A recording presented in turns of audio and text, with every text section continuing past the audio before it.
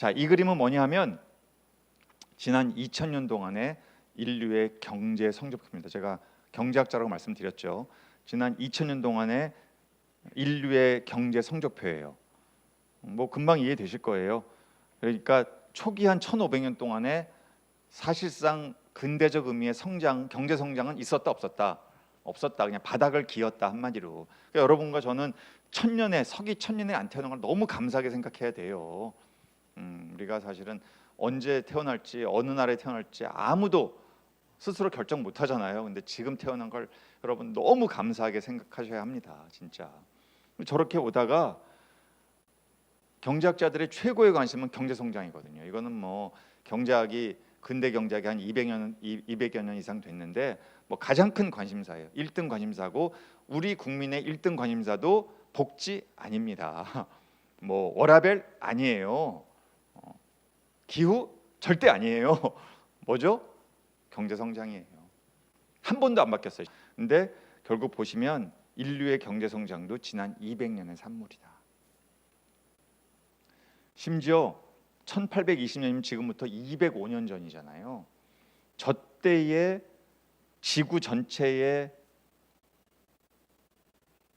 국내 총생산 총합, 그러니까 GDP의 총합이 현재 대한민국 한 나라의 GDP 국내 총생산보다 많다 적다. 저 때가 제가 질문의 의도를 봤을 때 답은 정해져 있습니다. 적어요. 미국, 중국, 영국 다 합쳐도 200년 전에 전 세계 GDP가 현재 대한민국의 GDP보다 적다. 이게 뭘 의미하겠습니까? 대한민국이 그렇게 잘 산다? 라기보다는 200년 전에 인류는 딱 저 정도였다. 근데 200년 사이에 그래프가 어떻게 됩니까? 거의 무한대죠. 기울기가 무한대예요. 무한대. 200년 동안에 지구는 100배 성장했습니다. 100배. 그 전까지 바닥이다가 진짜 극단적이에요. 저는 극단적인 거 너무 싫어하는데 우리 생각이 너무 극단적이 되면 위험합니다. 근데 좀 하여간 전 세계적으로 극단적인 생각을 하는 분들이 좀 있긴 있어요. 한국도 있고 미국도 있고 다 있던데 하여튼 지난 200년 동안에 극단적인 성장을 해온 거죠. 과거에 비해 보면. 자, 이 다음에 궁금증은 뭐겠어요? 도대체 지난 200년 동안 무엇이 성장을 저렇게 가능하게 했을까? 여러분 궁금하세요? 이게 별로 궁금하지 않으면 여러분 경제학 재미없으실 거예요. 경제학사들이 이게 궁금합니다. 최소한 도대체 어떻게 성장했을까? 도대체 어떻게 200년 동안 경제가 이렇게 클 수 있었을까? 과거에는 바닥을 기더니. 자, 그래서 이제 이거는 도대체 에너지를 어떻게 써왔나 이거 보여주는 거예요. 인류는 선사시대 이래로 우리가 인류가 써왔던 에너지원은 뭐 냉방이란 건 존재하지 않았고요. 냉방은 언제부터 시작됐어요? 전기가 만들어진 다음에 이제 시작된 거기 때문에 그거는 뭐 옛날에는 생각도 못했던 거고 다 뭐죠? 인류가 생존을 위해서 꼭 필요했던 그런 에너지원은 뭐였겠어요? 사람이 추울 때 추위를 피해야 되고 밥 먹어야 되니까 불로. 그렇죠. 이거 뭘로 썼어요? 트래디셔널 바이오매스라는 게 뭡니까? 전통적인 바이오매스. 이 말은 되게 멋있는데 뭐죠? 나무 땔감이에요. 땔감. 나무 땔감. 우리 왜 저 나는 자연이다 보면 나오는 거 있잖아요. 나무에다가 태우고 이러는 거, 숯 이런 거. 이거 가지고 이제 인류는 늘 평생 해왔고 지금도 하고 있어요. 지금도 저거 쓰고 있어요. 비중이 줄어들어서 그렇지 지금도 강구합니다. 한국은 뭐 거의 별로 없지만 어디에 있어요? 주로 개도국 이런 데 가면은 브라질이다, 뭐 남미 쪽, 아프리카 쪽, 우리 서남 아시아, 동남아시아 이런 쪽에는 여전히 나무 태워서 밥 해 먹고 사는 거죠. 그런데 쭉 오다가 이 그림 보세요. 1850년부터 뭐가 등장하죠? 콜 뭐죠? 석탄. 그 다음에 뭐 석유. 그 다음에 가스. 이게 한 50년의 간극을 두고 대량으로 상용화되는 게 바로 지난 200년의 역사예요. 이거 가지고 드디어 지금 아까 처음 말씀드린 이 전기화를 가능하게 했던 석탄 화력 발전소가 1882년도에 런던에 최초로 세워집니다. 얼마 안 됐어요. 그러니까 여러분들 이제 전기 특히 청년들은 뭐 전기 없는 세상을 상상할 수가 없잖아요. 전기가 없는 순간 스마트폰이 없어지는 거예요. 다 패닉이죠, 패닉. 거의 아마 좀비화 될 거라고 봅니다. 전기가 없다면 그런 거예요, 세상이. 그런데 그 전기가 공장에서 나오기 시작한 게 최초가 1882년이었어요. 얼마 안 됐습니다. 얼마 안 됐어요. 자, 그래서 인류는 석탄, 석유, 가스 이거 다 뭐다 근데 이거 다 지구상의 밑에서 바닥에서 채취해 가지고 나온 거고, 그래서 이게 바로 대량으로 사용되면서 막 미국의 대륙횡단 철도부터 해가지고 어마어마한 이제 혁신들이 생겨났고, 그게 이제 어떤 경제학자도 부인 안 하는 화석 연료가 있다고 무조건 성장하는 것도 아니고, 또 화석 연료가 없다고 무조건 성장 못하는 것도 아니에요. 그렇죠? 그게 우리나라잖아요. 화석 연료가 없지만 우리는 성장했죠. 일본도 화석 연료 없지만 성장했어요. 몽골은 화석 연료 많지만 성장 못해요. 그러니까 이게 인관성이 반드시 있지는 않은데 상관성은 무지하게 높은 거죠. 상관성, 그죠?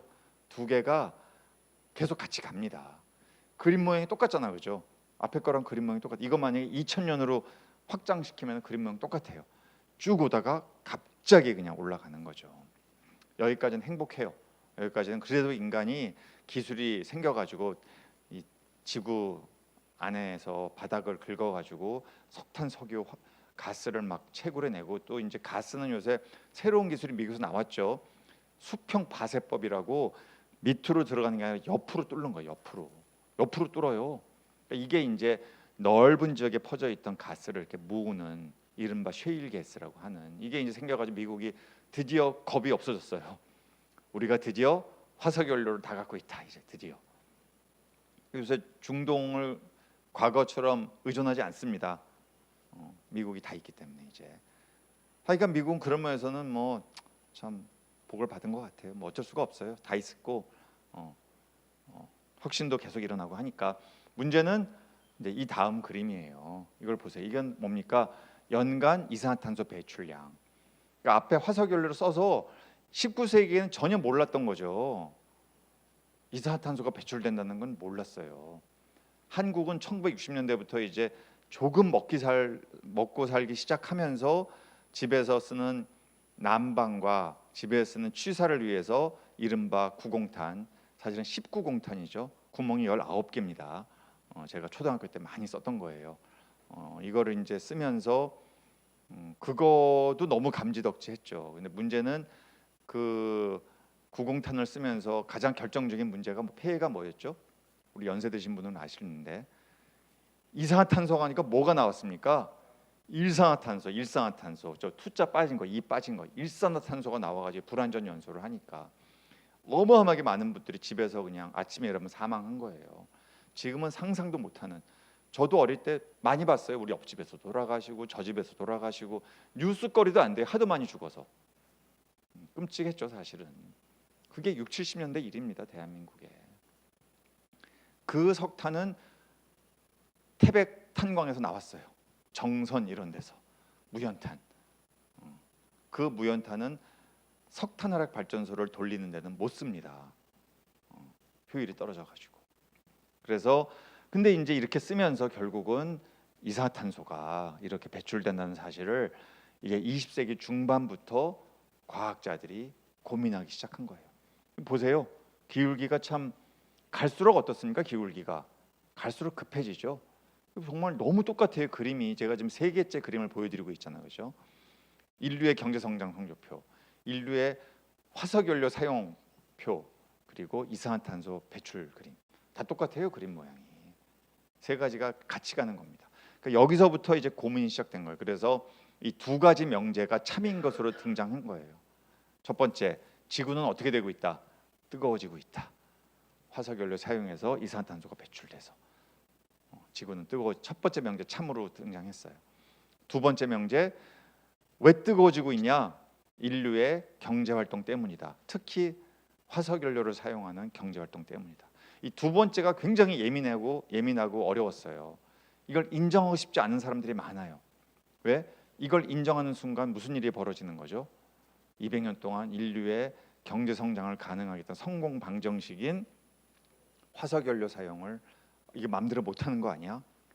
이제 이 결론으로 가게 되는 거 아니에요. 그럼 이거 가지고 먹고 사는 사람이 얼마나 많습니까? 여러분 저 그 전 세계 매출 탑10 기업들 한번 구글 검색 한번 해보세요. 에너지 기업이 최근에는 하도 지금 엔비디아 이런 데가 엄청 커지고 막 이래가지고 조금 바뀌긴 했는데 이 화석연료 기반의 에너지 기업들이 서너 개, 네다섯 개씩 차지합니다. 전 세계 매출 탑10 중. 이 정도로 에너지 기업의 규모가 커요. 어마어마한 겁니다. 이게 에너지 분야에 이걸로 먹고 사는 사람들이 너무 많은 거예요. 그러니까 이거는 굉장한 충격으로 다가오는 거죠. 먹고 사는 거를 건드리는 게 제일 인간이 흥분하는 거 아니에요. 이게 제일 예민한 겁니다. 그 결과 1940년부터 매년 연간 계절별, 연도별 시계열 자료입니다. 온도의 시계열 자료.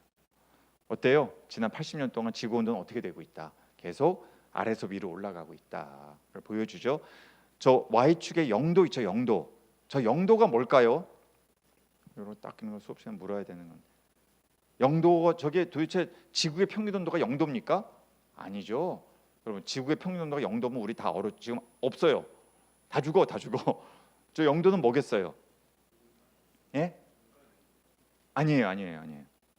혹시 저 0도는 뭘 기준으로 한 걸까요? 맞아요, 맞아. 산업화 이후. 예, 뭐죠? 산업화 이후? 산업화 이후에 문장을 맞춰주세요. 가 얼마나 올랐냐? 그렇죠, 그거죠. 예, 맞아요. 아시는 것 같아요. 그러니까 뭐냐면 산업화 아까 제가 1850년부터 석탄 사용량 증가하는 거 보여드렸죠 그림으로. 저 영도가 뭐냐면 그 당시에 한 1850년 그러니까 석탄을 본격적으로 많이 쓰기 그 직전에 지구 온도가 평균 한 13도 정도 되는데 요거를 0도로 표준화하면 이걸 노멀라이즈라고 해요. 0도로 표준화. 그게 이해가 쉽잖아요. 저기를 13도라고 적고 14.5도 적으면 헷갈리잖아요, 이게. 그죠? 그러니까 그걸 0도로 잡으면 쉽다. 그래서 그 뒤로 얼마나 온도 올랐냐. 요거를 이제 보여주고 뭐 당연한 거죠. 여러분과 저 같은 평범한 두뇌를 가진 사람들에게 이해를 쉽게 하기 위해서 그렇게 한 겁니다. 그래서 0도 해서 쭉 올라왔고 드디어 재작년 2년 전 2023년 어떠세요? 저 굵은 글씨 빨간색 어때요? 확연히 다르죠. 확연히. 제가 더 자세한 설명 안 드릴게요. 아마 아직도 2023년도의 더위를 기억하시는 분이 있을 거예요. 물론 2024년도가 훨씬 더 더웠습니다. 그런데 2023년도도 더웠어요. 일본은 2023년도가 최악이었어요. 그래서 2023년도 일본 너무 더워가지고요. 일본이 자랑하는 고시히카리 이거 뭐죠? 고시히카리 일본 고급 쌀 폭망했어요. 100으로 치면 40%가 수확량이 급감했어요. 그 영향이 지금까지 옵니다. 일본 쌀이요. 작년 초 대비 올 초에 98% 쌀값이 올랐어요.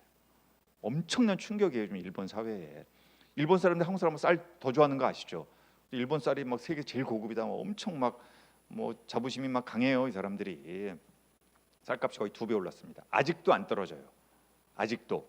그 출발이 2023년도에 쌀 생산 폭망 거기서 시작된 거예요. 이게 물론 다른 여러 가지 이유도 있지만 제도적인 결함도 있지만 그래서 이렇게 온도가 올랐고 2023년도에 0도 기준으로 1.48도 올랐습니다.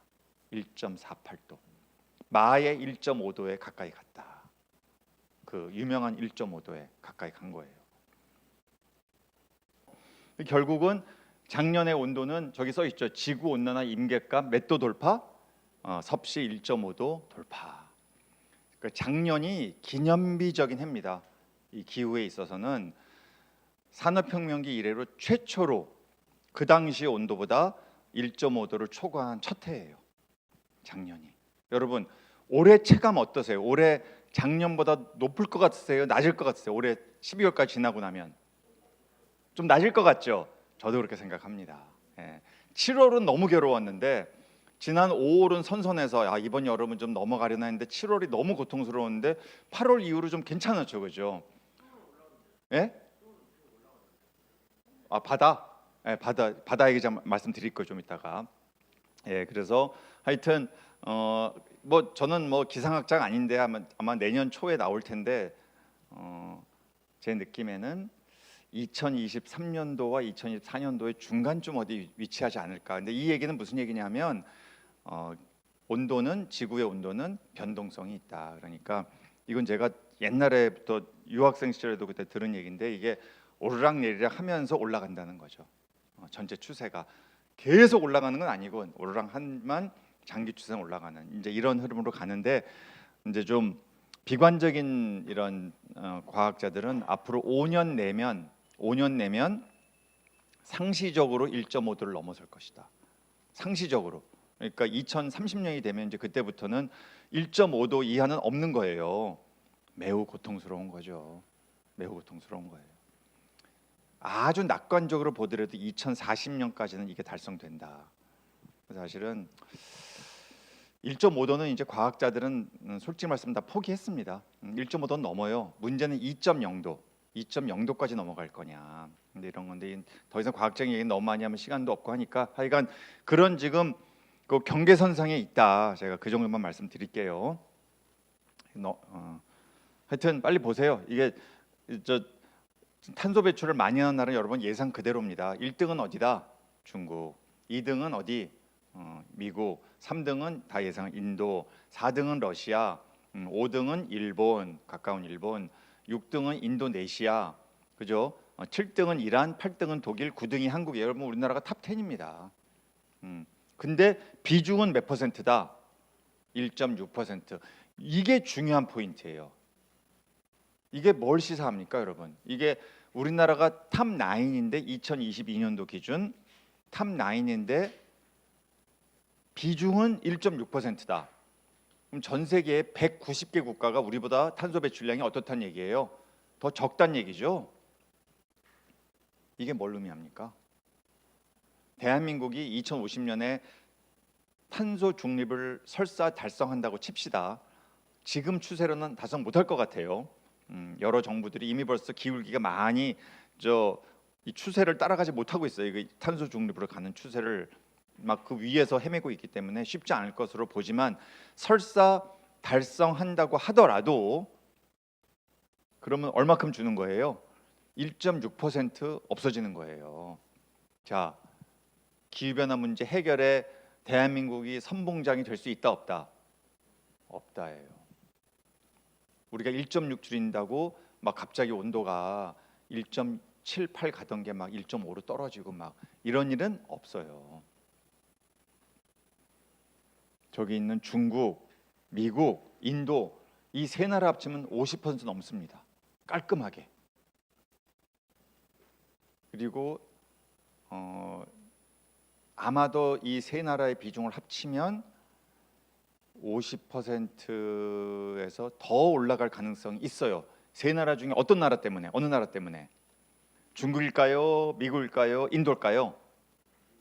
요거 이제 감으로 여러분들이 하셔야 돼요. 어느 나라가 지금부터도 계속 올라갈 가능성이 높다. 제일 인도. 그렇죠. 여기서 중국 그러시면 안 돼요. 그건 이제 약간 감이 좀 떨어지시는 거예요. 지금 중국이 많이 엄청 좋아졌습니다. 좋아졌단 말을 한국이 하면 좀 중국이 이상한데 너희들은 뭐 하고 있길래 이렇게 할 것 같은데 중국이 석탄화력 발전소의 비중이 높은 건 사실이지만 화석연료 비중도 현재 아마 놀라실 거예요. 35%까지 끌어올렸어요. 재생에너지 비중을 35%까지 끌어올린 나라가 중국입니다. 한국은 몇 퍼센트일까요? 뒤에 나오지만 달랑 10%. 한국과 중국이 25% 포인트 차이예요. 경제 규모가 중국이 우리보다 한참 위죠. 그러니까 실제 재생에너지 발전량은 어마어마하게 우리보다 많다는 얘기예요, 중국이. 제가 중국을 평생 처음 1997년도에 처음 갔거든요. 근 30년, 28년 전이네요. 정말 그때 가보고 중국이라는 나라가 앞으로 발전할 수 있을까라는 느낌을 받았어요. 정말 너무너무 이 사는 삶이 열악해가지고 야, 이게 어떻게 막 한국에서 오면 막 너무 막 식사 대접하고 막 한국 돈이 너무 귀하고 막 이랬는데 한 20여 년 만에 세상이 바뀌었습니다. 이제 문제는 인도예요. 인도의 탄소 배출량이 앞으로 당분간 계속해서, 그러니까 이 얘기는 무슨 얘기냐면 중국은 아마 올해를 기점으로 총 탄소 배출량은 떨어질 것으로 보고 있어요. 물론 급격히 떨어지진 않지만 미국은 어떨까요? 미국은 이미 떨어지기 시작했어요. 미국은. 근데 인도가 어마어마하게 올라오고 있고 인구도 전 세계에서 제일 많은 나라죠. 중국보다 훨씬 많습니다. 이제 계속 격차가 벌어질 거예요. 그러니까 앞으로 탄소 배출 이 3대 강국, 탄소 배출 3대 강국의 비중이 어떻게 될지는 오픈이긴 하지만 50% 밑으로 쉽게 떨어지는 않을 것이다. 그 얘기는 이게 시사하는 바는 뭐냐면 한국은 전 세계 기후 변화 문제를 해결할 해결사가 절대 되지 못한다. 저걸 다 줄인다 하더라도 대신에 오늘 제가 말씀드리고자 하는 요지는 뭐냐면 저걸 안 줄이면 기후 변화 문제 이전에 대한민국 경제가 결단난다. 아시겠죠? 저걸 안 줄이면 대한민국이 먹고 사는 문제가 위협받는다. 우리나라가 자랑하는 제조업이 설당이 점점 줄어든다. 여러분들의 자녀들의 일자리, 조카들의 일자리, 다 자신의 일자리가 없어진다. 이게 이제 제가 오늘 말씀드리고자 하는 요지예요. 이거를 심각하게 봐야 한다.